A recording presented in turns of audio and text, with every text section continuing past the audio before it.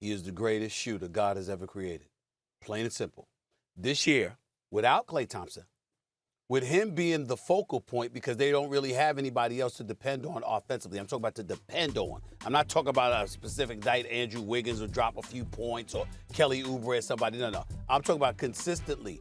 He is your offensive weapon. He is averaging 30 on 49% shooting from the field and 42.7% from three-point range, hitting 92.2% of his free throws. This dude is a sniper extraordinaire, the greatest sniper in the history of basketball.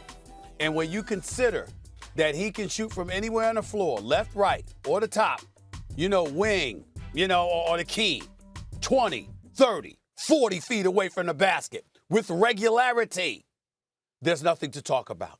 When you consider what he brings to the table on that level and the efficiency with which he's doing it, and the fact that he's doing it this year without Klay Thompson, I just can't say enough that this dude, you can't foul him. You can't foul him. And when you go out there to contest his shots, you got to guard yourself from touching him or whatever because he's money from the free throw line. He is a marksman, the likes of which we have never, ever, ever seen. And that is why I say he's the greatest offensive weapon. He got a handle. Kyrie Irving got a better handle. You see spot-up shooters that can shoot like that. Can't shoot off the dribble like him, no. You consider the multitude of weapons that he brings to his arsenal just to launch a shot. It's a shock when he misses threes, especially any open threes. This dude is just on another level, and that's why I say right now he's the greatest offensive weapon. Not the greatest player, but in terms of offensive weapon, because of his marksmanship, and how he frightens defenses, I'd say yes. Right now. I respectfully disagree. I can't argue with those points. I think that's all true, and he is in the conversation. So I have to respectfully disagree with this one. I got 3 names for you, Stephen A. Number 1, Kevin Durant. Played on the same team with Steph Curry. Let's leave the defense alone for a second. They really ran the offense through KD. He was the best offensive player on the team.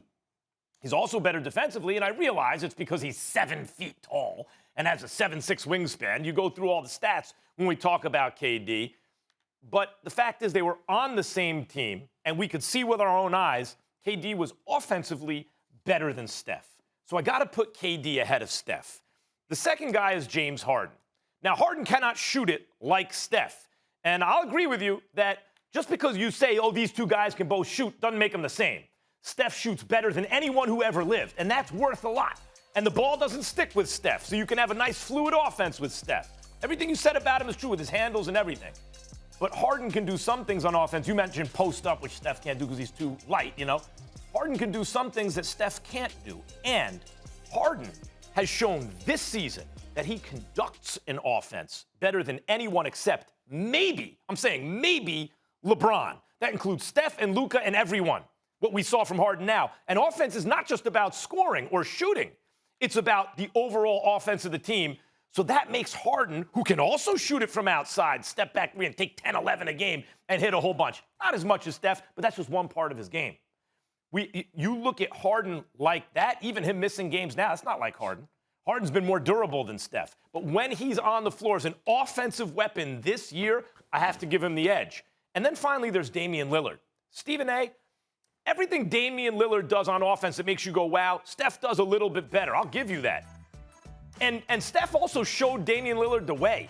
Steph is the trailblazer, and Lillard is derivative of him, meaning Steph had the big imagination. I could shoot from way back there. Steph's one of the most influential players who ever lived. So I'm not saying Lillard copied him and did even better than Steph. He's kind of playing Kobe to Steph's Jordan in that way. However, Lillard is the most clutch player in the game, Stephen A. And the higher leverage moments when you're playing offense, that means something to me. I saw Steph, and he played well against her. He won a game against Kawhi in Toronto when they were shorthanded. That was amazing, Steph. But I've also seen him in a Game 7, fate of the universe on the line, greatest record of all time, greatest half-court offense of all time. He's conducting the offense at home, fourth quarter, Game 7. They didn't score a single point in the last 4 minutes and 22 seconds. I don't forget that. So comparing him to Lillard, I maybe give Lillard the edge because when it matters most, I trust him a little more. Those are three names. Steph's in the conversation, but I can't put him above those three guys.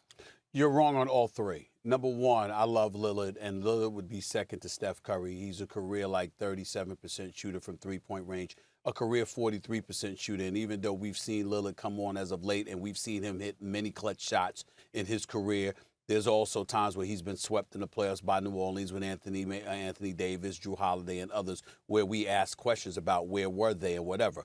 Lillard's a top 2 candidate for league MVP right now. I hope he wins it. He's a great brother, a great player, and I'm rooting for him. But make no mistake, he's not Steph Curry when it comes to that. Not to mention the fact that as great as Lillard is, he doesn't move without the ball the way that Steph Curry does.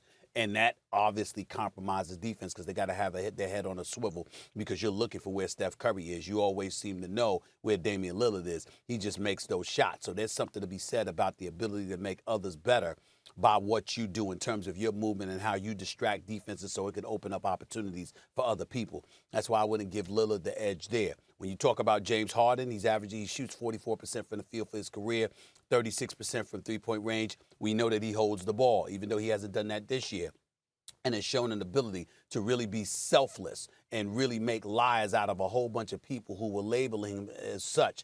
The bottom line is, again, the impact that he has on an opposing defense isn't the same because even though you can't stop him, although he's capable of making other people better, the career has shown through the 8 years or so in Houston that even though there are times when he did that, the bottom line is he was ball dominant and he did what he did. When you look at what Steph Curry has been doing consistently, not only is he your point guard, but you run the offense through him, not just for him to run plays for other people, but because of his movement, again, you do it for him as well. And this is what he causes, the havoc that he wreaks on defenses because of his movement without the basketball and his marksmanship.